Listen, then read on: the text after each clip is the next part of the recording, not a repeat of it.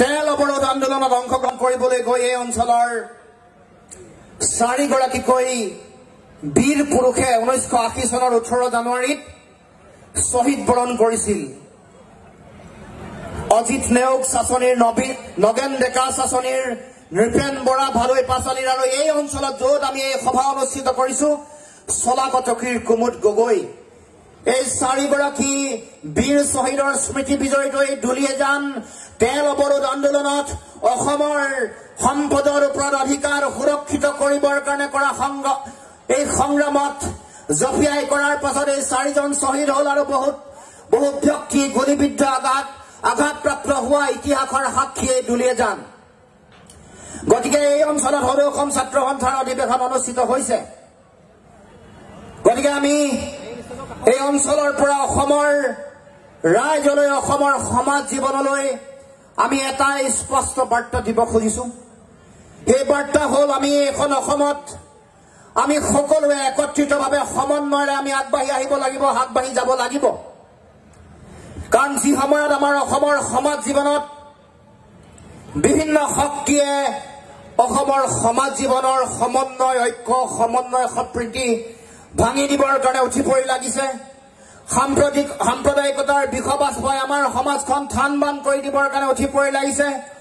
যি সময়ত অসমৰ সমাজ জীৱনত হিন্দু মুছলমানৰ নামত শিখ জৈনৰ নামত অসমৰ সমাজ জীৱনত ভাঙি থান বান কৰি দিব বিচাৰিছে, যি সময়ত অসমৰ ক্ষুদ্ৰ ক্ষুদ্ৰ খিলঞ্জীয়া জাতি সত্তাক ভাঙোন্মুখী পৰিৱেশৰ মাজলৈ লৈ যাবৰ কাৰণে উঠি পৰি লাগিছে, সেই সময়তে দুলীয়াজানৰ এই সমন্বয় ক্ষেত্ৰই বিভিন্ন জাতি জনগোষ্ঠী ভাষা ভাষী ধৰ্মাৱলম্বী লোকৰ একত্ৰ প্ৰচেষ্টা বা সমন্বয়ৰ ঐক্যবদ্ধ চিন্তাত এই কথা সমগ্ৰ অসমৰ ৰাইজৰ মাজলৈ এই বাৰ্তা স্পষ্টভাৱে গ'লে এটা প্ৰেৰণ হ'ল যে আমি সকলোৱে অসমৰ ৰাইজে ঐক্যবদ্ধভাৱে আছিলো, আজিও আছো, আহি থকা দিনসমূহতো অসমৰ ৰাইজে ঐক্যবদ্ধভাৱে অসমৰ জাতীয় জীৱনক আগবঢ়াই লৈ যাব। এইটোৱে হ'ল এই সংকটৰ ক্ষণত অসমৰ জনগণলৈ এই মঞ্চৰ পৰা ছাত্ৰ সন্থাৰ এই অধিৱেশনৰ পৰা এটা শক্তিশালী স্পষ্ট বাৰ্তা। কোনো শক্তিয়ে অসমৰ জনগণৰ ঐক্যবদ্ধ যাত্ৰাক কেতিয়াও বিভাজিত কৰিব নোৱাৰে। যিমান ষড়যন্ত্ৰ নকৰক লাগিলে, যিমান ভাঙোন্মুখী পৰিৱেশ কূটকৌশল ৰচনা নকৰক লাগিলে, যিমানে মানুহক মিয়া সংগ্ৰহালয়ৰ নামত বিভাজিত নকৰক লাগিলে, যিমানে হিন্দু মুছলমানৰ ৰাজনীতি নকৰক লাগিলে, আমি এইখন অসমত শ্ৰীমন্ত শংকৰদেৱ আৰু আজান ফকীৰৰ আদৰ্শ লৈ সেই আদৰ্শক কোনো কালে কোনো সময়তে বিঘ্নিত হ'বলৈ নিদি আমি আহাতাম পুৰুষীয়া ঐক্য সমন্বয়েৰে অসমৰ সমাজ জীৱনক নৰ ওপৰত গঢ় দিবৰ কাৰণে আমি সংকল্পবদ্ধ, আমি ঐক্যবদ্ধ। সেই বাৰ্তাই আমি সমগ্ৰ অসমৰ ৰাইজক দিব খুজিছো এই অধিৱেশনৰ থলীৰ পৰা। গতিকে সেই শ্ৰদ্ধাৰ সংগ্ৰামী ৰাইজ, আমি প্ৰথমেই দুলীয়াজানবাসী ৰাইজৰ ওচৰত আমি নতশিৰে প্ৰণিপাত জনাইছো, আমি নতশিৰে সেৱা লৈছো। তেওঁলোকৰ সকলোৰে প্ৰচেষ্টাত, সমগ্ৰ ডিব্ৰুগড় জিলাৰ বিভিন্ন প্ৰান্তৰ ৰাইজৰ একত্ৰিত প্ৰচেষ্টাত এই অঞ্চলত এখন অতি ঐতিহাসিক বা এখন অতি সৰ্বাংগ সুন্দৰ সদৌ অসম ছাত্ৰ সন্থাৰ অধিৱেশন ইয়াত অনুষ্ঠিত কৰিলে। সমগ্ৰ অসমৰ বিভিন্ন প্ৰান্তৰ পৰা অহা হাজাৰ হাজাৰ ছাত্ৰ সন্থাৰ প্ৰতিনিধি, সমগ্ৰ অসমৰ বিভিন্ন প্ৰান্তৰ পৰা অহা বিভিন্ন জাতি জনগোষ্ঠীয় দল সংগঠন, বিভিন্ন প্ৰান্তৰ পৰা ইয়াত উপস্থিত হোৱা ৰাইজ, ছাত্ৰ সন্থাৰ প্ৰাক্তন কৰ্মকৰ্তা, সমগ্ৰ অসমৰ বিভিন্ন প্ৰান্তৰ পৰা ইয়াত উপস্থিত হোৱা আমাৰ শ্ৰদ্ধাৰ সাংবাদিক বুদ্ধিজীৱী সকলোকে আদৰিবৰ কাৰণে দুলীয়াজানৰ অভ্যৰ্থনা সমিতি, দুলীয়াজানবাসী ৰাইজে দিনে ৰাতিয়ে যি তেওঁলোকে প্ৰচেষ্টা হাতত ল'লে, যি আকুণ্ঠ শ্ৰম, যি শ্ৰম তেওঁলোকে কৰিলে, তাৰ কাৰণে দুলীয়াজানবাসী ৰাইজক, দুলীয়াজানৰ প্ৰতিটো অঞ্চলৰ এই ইয়াৰ লগত জড়িত থকা ৰাইজক মই ছাত্ৰ সন্থাৰ পৰিয়ালৰ তৰফৰ পৰা মই সেৱা জনাইছো, নতহিৰে প্ৰণিপাত জনাইছো আৰু ক'ব খুজিছো এই বাৰ্তাই সমগ্ৰ অসমৰ ছাত্ৰ সন্থাৰ কৰ্মকৰ্তাসকলকে উৎসাহিত কৰাই নহয়, সমগ্ৰ অসমৰ মানুহৰ মাজত এটা বিশেষ বাৰ্তা প্ৰেৰণ কৰিব যে ছাত্ৰ সন্থা বা এনেকুৱা ধৰণৰ অনুষ্ঠানসমূহ অসমৰ ৰাইজে, এই অঞ্চলৰ ৰাইজে কিমান শৃংখলাবদ্ধভাৱে, কিমান ঐক্যবদ্ধভাৱে অনুষ্ঠিত কৰিব পাৰে, সেই বাৰ্তা সমগ্ৰ অসমৰ ৰাইজৰ মাজলৈ প্ৰেৰণ কৰিব। গতিকে মই দুলীয়াজানবাসী ৰাইজ হয়তো ডিব্ৰুগড় জিলাৰ বিভিন্ন প্ৰান্তৰ ৰাইজক মই আন্তৰিক ধন্যবাদ, কৃতজ্ঞতা জ্ঞাপন কৰিছো এই অনুষ্ঠান, এই অধিৱেশন ইমান সৰ্বাংগ সুন্দৰকৈ অনুষ্ঠিত কৰাৰ কাৰণে। সদৌ অসম ছাত্ৰ সন্থা ছাত্ৰ ছাত্ৰীসকলৰ এটা অনুষ্ঠান। আমি অসমৰ সমাজ জীৱনক, অসমৰ ছাত্ৰ ছাত্ৰীসকলক আগবঢ়াই লৈ যাবৰ কাৰণে আমি বিভিন্ন পৰিকল্পনা আমি প্ৰস্তুত কৰি আহিছো বা আমি ছাত্ৰ সন্থাই বিভিন্ন ধৰণৰ কাম কাজ, বিভিন্ন ধৰণৰ কৰ্মসূচী ৰূপায়ণ কৰি আহিছো। সদৌ অসম ছাত্ৰ সন্থাই আমি দৃঢ়ভাৱে বিশ্বাস কৰো যে এখন সমাজ বা এটা জাতিক উত্তৰণৰ দিশত যদি আগবঢ়াই লৈ যাব লগা হয়, তেতিয়াহ'লে শিক্ষা বা সমাজখনৰ শিক্ষা ব্যৱস্থাটোৱে হ'ল মূল বিষয়। গতিকে আমি পৰিকল্পিত ৰূপত আমাৰ উঠি অহা নতুন প্ৰজন্মৰ ছাত্ৰ ছাত্ৰীসকলৰ ভৱিষ্যত সুৰক্ষিত কৰিবৰ কাৰণে আমি বিভিন্ন ধৰণৰ চিন্তা চৰ্চাৰে কাম কাজ কৰি আহিছো। আমি আজি এই মুকলি সভাত আগন্তুক দিনত অসমৰ সমাজ জীৱনত কেনেকৈ ছাত্ৰ ছাত্ৰী, যুৱক যুৱতীসকলক আগবঢ়াই লৈ যাব পাৰিম, কেনেকুৱা শিক্ষা হোৱা উচিত বা কেনেকুৱা ধৰণৰ শিক্ষা ব্যৱস্থাৰে আগবাঢ়ি গ'লে আগন্তুক দিনত আমাৰ উঠি অহা নতুন প্ৰজন্মৰ ছাত্ৰ ছাত্ৰীসকলে শিক্ষা সাং কৰাৰ পাছত এইখন পৃথিৱীত মৰ্যাদা সহকাৰে জীয়াই থাকিব পাৰে বা তেওঁলোকৰ আত্মসংস্থাপনৰ বাট মুকলি হয় বা তেওঁলোকে স্বনিয়োজিত হৈ আগবাঢ়ি যাব পাৰে, তাৰ কাৰণে এটা নতুন পৰিকল্পনাৰ সকলোৱে দিহা পৰামৰ্শ আগবঢ়াব বুলি আমি আশা ৰাখিছো। আমাৰ এটা সপোন আছে, আমাৰ এটা লক্ষ্য আছে যে আমাৰ উঠি অহা নতুন প্ৰজন্মৰ ছাত্ৰ ছাত্ৰী, যুৱক যুৱতীসকলক অহা 20, 30 বা 50 বছৰত আমি এটা নতুন ৰূপত চাব খোজো। আৰু সেইকাৰণে আমি ছাত্ৰ ছাত্ৰীসকলক লৈ প্ৰাথমিক পৰ্যায়ৰ পৰা বিশ্ববিদ্যালয় পৰ্যায়লৈকে এটা পৰিকল্পিত সুসংহত আধুনিক শিক্ষা ব্যৱস্থাৰে তেওঁলোকক আগবঢ়াই লৈ যাবৰ কাৰণে আমি চিন্তা চৰ্চা কৰি আহিছো। শিক্ষা গৱেষণা সাং হোৱাৰ পাছত তেওঁলোকৰ আত্মসংস্থাপনৰ বিষয়, এই বিষয়সমূহত আমি আমাৰ ছাত্ৰ ছাত্ৰীসকলক পৰিকল্পিত ৰূপত আগবঢ়াই লৈ যাবৰ কাৰণে আমি চিন্তা চৰ্চা কৰি আহিছো। গতিকে আগন্তুক দিনত আমাৰ এটা জাতীয় জীৱনৰ কাৰণে এটা নিখুঁত একাডেমিক ভিজন প্লেনৰ অত্যন্ত দৰকাৰ, এটা শৈক্ষিক পৰিকল্পনা, দীৰ্ঘম্যাদী শৈক্ষিক পৰিকল্পনাৰ আমাৰ সকলোৰে প্ৰয়োজনীয়তা আছে, যাৰ যোগেদি আমি আমাৰ সমাজখনক, আমাৰ উঠি অহা নতুন প্ৰজন্মৰ ছাত্ৰ ছাত্ৰীসকলক আমি আগবঢ়াই লৈ যাব পাৰো। তাৰ কাৰণে আমি ভাবো যে আগন্তুক দিনত সেই পৰিকল্পনা নিশ্চিতভাৱে প্ৰস্তুত হ'ব আৰু আমি সদৌ অসম ছাত্ৰ সন্থাৰ এই অধিৱেশনৰ পৰাই সেই তেনেকুৱা ধৰণৰ শৈক্ষিক পৰিকল্পনা, শৈক্ষিক সমস্যাসমূহ সমাধানৰ উপায়, শৈক্ষিক যিবোৰ কেৰুণ আছে এইবোৰ কেনেকৈ মোকাবিলা কৰিব পাৰি, ছাত্ৰ ছাত্ৰীসকলৰ সমস্যা, শিক্ষক শিক্ষয়িত্ৰীসকলৰ সমস্যা, এই সমস্যাসমূহ কেনেকৈ আমি আগন্তুক দিনত নাইকিয়া কৰি সমাজখনক, জাতিটোক আগবঢ়াই লৈ যাব পাৰো, সেই সম্পৰ্কত সকলোৰে দিহা পৰামৰ্শ, দৃষ্টিভংগী আমি আশা কৰিছো। আৰু এই মুকলি সভাত সেই সম্পৰ্কত সকলোৱে তেখেতসকলে তেওঁলোকৰ চিন্তা আগবঢ়াব। তাৰ লগে লগে আমাৰ জাতীয় জীৱনৰ বিভিন্ন বিষয়সমূহত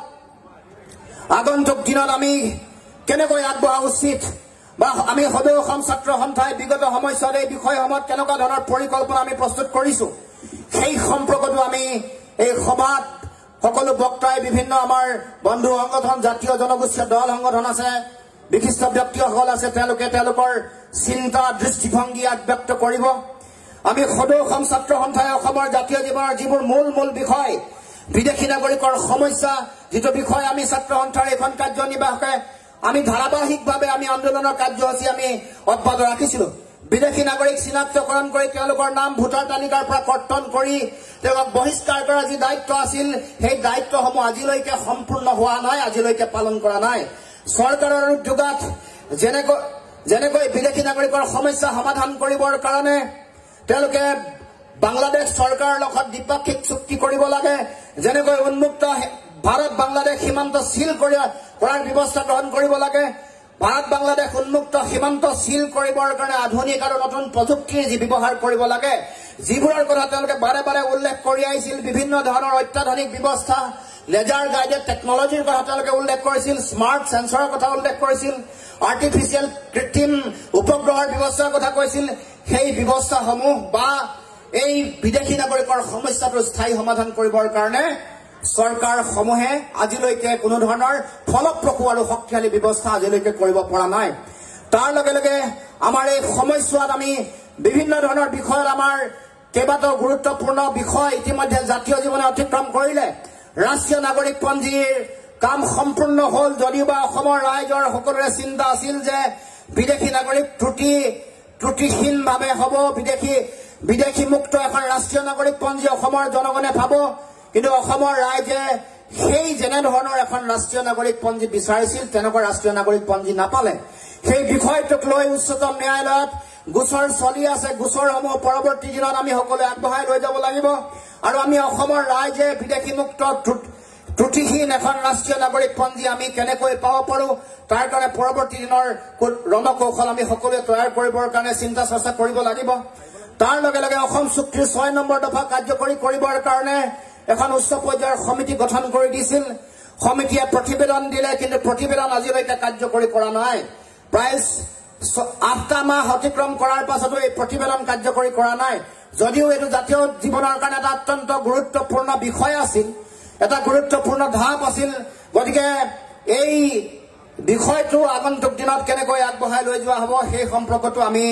আগন্তুক দিনত চিন্তা চৰ্চা কৰিব লাগিব আলোচনা বিলোচনা কৰিব লাগিব দিহা পৰামৰ্শ ইয়াত সকলোৱে দিব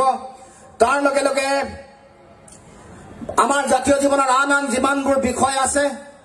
এই সকলোবোৰ বিষয়ত ছাত্ৰ সন্থাই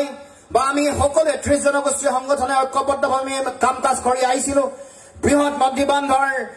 আমি সমগ্ৰ অসমত ইয়াৰ বিৰোধিতাৰে আন্দোলনৰ কাৰ্যসূচী আমি লৈ আহিছিলো এই বিষয়সমূহত আমাৰ দৃষ্টিভংগী আছিল স্পষ্ট যেতিয়ালৈকে নামনি অঞ্চলত বসবাস কৰা মানুহৰ জীৱন আৰু সম্পত্তিৰ নিৰাপত্তা নিশ্চিত নহব যেতিয়ালৈকে নামনি অঞ্চলত এই বিজ্ঞানসন্মত অধ্যয়ন তেওঁলোকে সম্পূৰ্ণ নকৰিব যেতিয়ালৈকে তেওঁলোকে নতুনকৈ জনশুনানি যেতিয়ালৈকে সম্পূৰ্ণ নকৰিব তেতিয়ালৈকে বৃহৎ নদী বান্ধৰ কাম বন্ধ হ'ব লাগে যি সিদ্ধান্ত এটা সময়ত কেন্দ্ৰীয় শক্তিমন্ত্ৰীৰ অধ্যক্ষতাত সেই সময়ৰ কেন্দ্ৰীয় ক্ৰীড়া মন্ত্ৰীৰ অধ্যক্ষতাত হৈছিল সেই সিদ্ধান্তসমূহ কাৰ্যকৰী কৰিবৰ কাৰণেও বহুদিনৰ পৰা দীঘলীয়াভাৱে আমি সংগ্ৰাম অব্যাহত ৰাখিছো ৰাষ্ট্ৰীয় সেউজ ন্যায়াধিকৰণ এই সম্পৰ্কীয় বিভিন্ন ধৰণৰ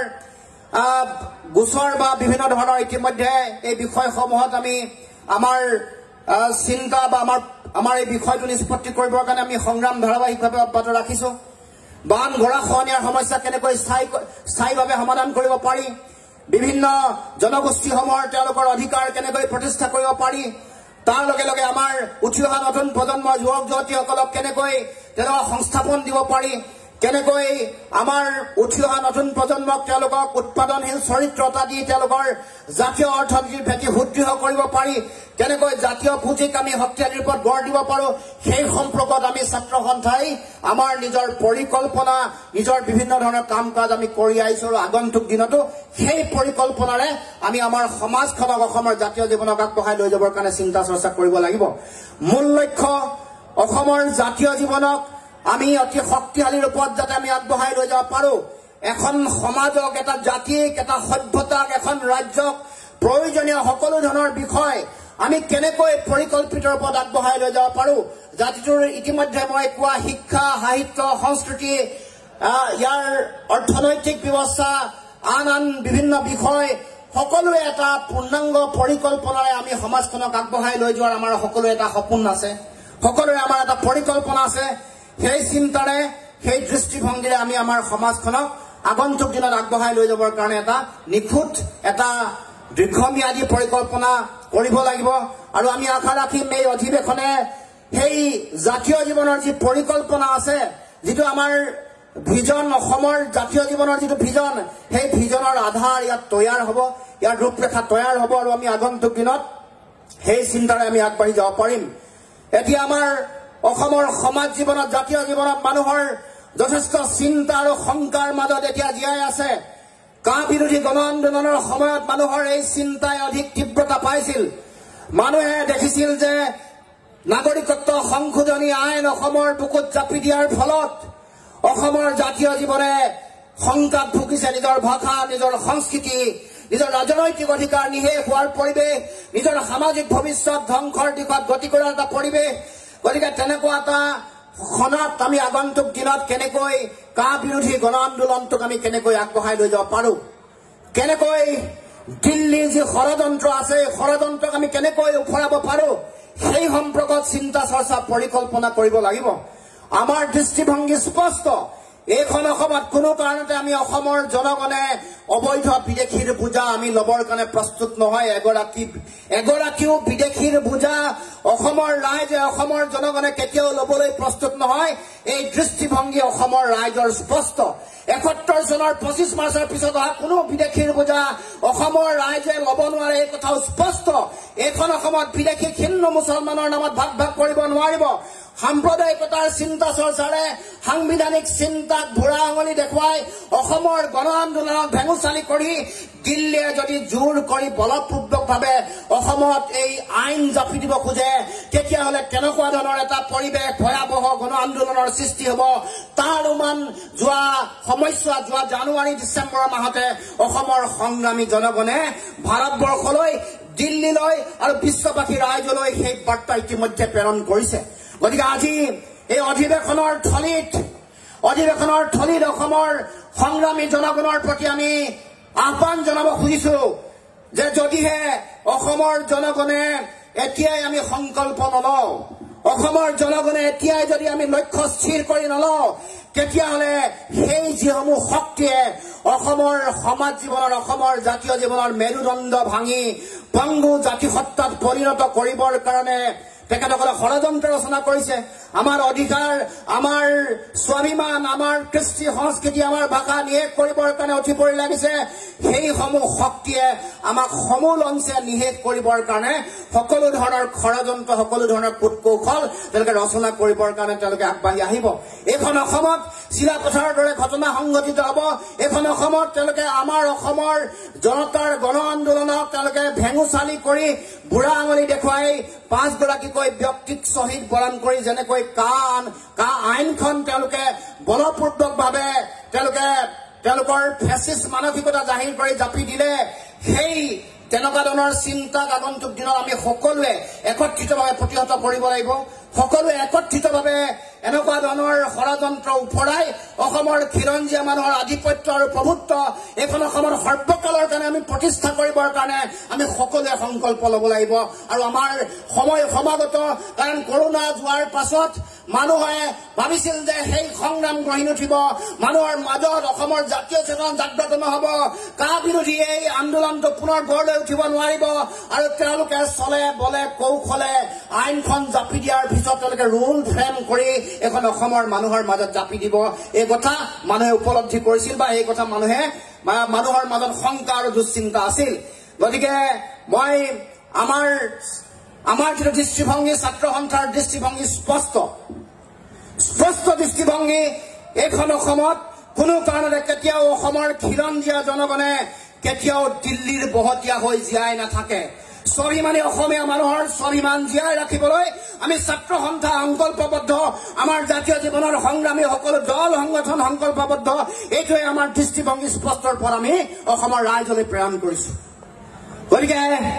আগন্তুক দিনত আমি সকলোৱে একেলগে সমন্বিতভাৱে ঐক্যবদ্ধতাৰে আমি আগবাঢ়ি যাব লাগিব আৰু আজি এই অধিৱেশনৰ পৰাই আমি ছাত্ৰ সন্থাৰ যি স্পষ্ট দৃষ্টিভংগী আছে ঐক্যবদ্ধভাৱে আগবঢ়াৰ আমাৰ যিটো চিন্তা আৰু দৃষ্টিভংগী সাম্প্ৰদায়িকতা নাইকিয়া কৰি অসমত সমন্বয়ৰ চেতনা লৈ যোৱাৰ যিটো চিন্তা আৰু দৃষ্টিভংগী আমি আৰু আমাৰ নিজৰ অধিকাৰ সুৰক্ষিত কৰি আমাৰ সমাজ জীৱনক সুৰক্ষিত কৰি আমাৰ অসমৰ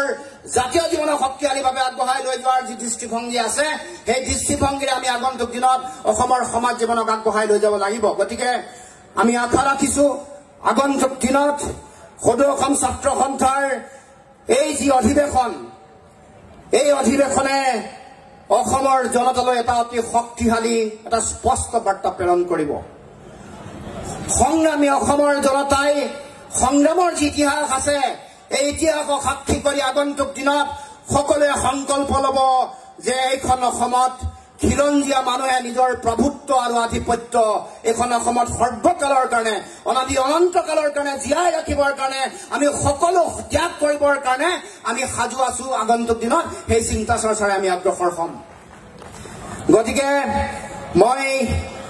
আমাৰ ছাত্ৰ সন্থাৰ যি দৃষ্টিভংগী এই দৃষ্টিভংগী আপোনালোকৰ আগত উল্লেখ কৰিলো আমি যি চিন্তাৰে বিগত সময়ছোৱাত যোৱা বিগত কাৰ্যনিৰ্বাহত আমি বিভিন্ন ধৰণৰ কাম কাজ আমি কৰি গলো বিভিন্ন ধৰণৰ কাম কাজ কৰি যাওঁতে যথেষ্ট আমি সফল হৈছো কিছু আমাৰ সফলতা আজিও পাবলৈ বাকী এই বিষয়সমূহ আগন্তুক দিনত ছাত্ৰ সন্থাই অতি শক্তিশালীভাৱে আগবঢ়াই লৈ যাব গতিকে আমাৰ ইয়াত উপস্থিত থকা সন্মানীয় বিভিন্ন দল সংগঠনৰ যিসকল নেতৃবৰ্গ আছে তেখেতসকলে এই বিষয়সমূহত তেওঁলোকৰ দৃষ্টিভংগী তেওঁলোকে ব্যক্ত কৰিব আৰু আমি সকলোৱে একেলগে সমন্বয়েৰে অসমৰ জাতীয় জীৱনক আগন্তুক দিনত শক্তিশালীভাৱে আমি আগবঢ়াই লৈ যাম আমি সকলোৱে অসমৰ জাতীয় জীৱনৰ গৌৰৱ উজ্জ্বল বিজয় নিশান নীলিমা কাষত উৰুৱাই ৰাখিবৰ কাৰণে আমি সকলোৱে একেলগে সংগ্ৰামী ধাৰা আমি আগবঢ়াই লৈ যাব লাগিব আৰু আমি সকলোৱে সমগ্ৰ অসমৰ প্ৰতিটো জাতি জনগোষ্ঠী ভাষা বাকী ধৰ্মাৱলম্বী লোকে কান্ধত কান্ধ মিলাই সমন্বয়েৰে অসমৰ জাতীয় জীৱনলৈ অহা সকলো ধৰণৰ প্ৰত্যাহ্বান সকলো ধৰণৰ আক্ৰমণ সকলো ধৰণৰ প্ৰত্যাক্ৰমণ সকলো ধৰণৰ কূট কৌশল নাইকিয়া কৰি অসমৰ জাতীয় জীৱনক অতি শক্তিশালী পথ আগবঢ়াই লৈ যাবৰ কাৰণে আমি সকলোৱে সংকল্প ল'ব লাগিব এইখিনিকে কৈ মোৰ সভাৰ উদ্দেশ্য ব্যাখ্যা আৰু ছাত্ৰ সন্থাৰ দৃষ্টিভংগী মই সামৰণি মাৰিছো ধন্যবাদ